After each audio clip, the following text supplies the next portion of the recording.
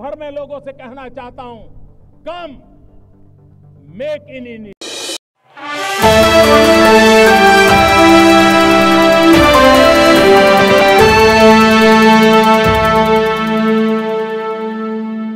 के साथ प्रधानमंत्री मोदी की मौजूदगी और ये बेहद खूबसूरत तस्वीरें ब्रिक्स ब्राजील 2025 17वां ब्रिक्स शिखर सम्मेलन और जिसमें फैमिली फोटो और ये सदस्य देशों की संख्या एक तरीके से देखी जा सकती है जहां पे उनकी मौजूदगी है और ये बेहद महत्वपूर्ण।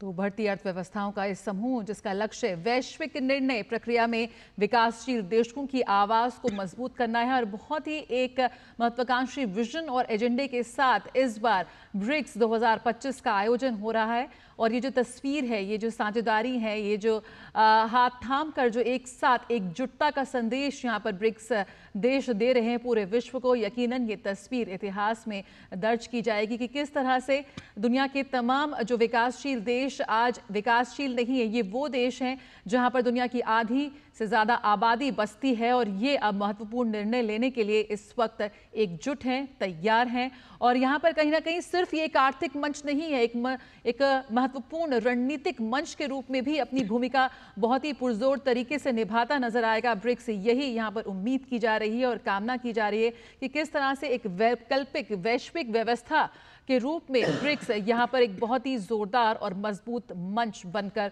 उभरेगा। क्योंकि जब साथ में है दो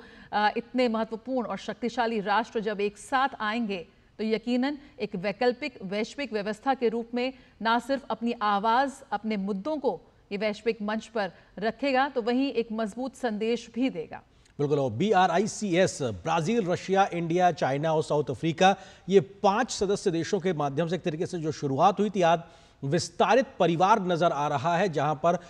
10 देशों के रिप्रेजेंटेटिव यहां पे दिखाई पड़ रहे हैं। और ये अपने आप में बताने जताने के लिए काफी है कि मौजूदा वैश्विक परिदृश्य की भू राजनीतिक व्यवस्थाओं में कैसे ब्रिक्स एक मंच है, एक ऐसा समूह है जो एक अल्टरनेट व्यवस्था के साथ आगे बढ़ने के लिए अपनी प्रासंगिकता को लगातार सिद्ध कर रहा है। और इस